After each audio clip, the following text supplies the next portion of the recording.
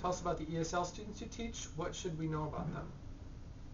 Really, I think the big factor to consider when you're thinking about ESL students is the culture that they grew up in, and the culture that is connected with their primary language or their first language.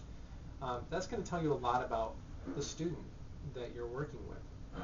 And so different ESL students are going to present different challenges. You know, if their first language is French and their first language is Chinese or Vietnamese, those are vastly different cultures with different traditions in terms of the way that they're going to respond to your classroom techniques, the way they're going to respond to you as a teacher, and so on and so forth. And these will all be different challenges that you'll need to encounter as you go along.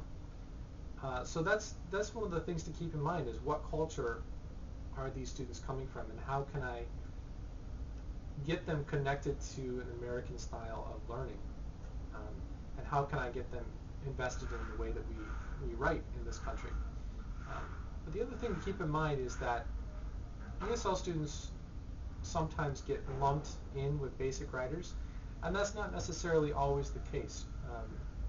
So that's another thing to be careful of, is that just because you're seeing some ESL qualities to a writer doesn't necessarily mean that they will be an ESL student.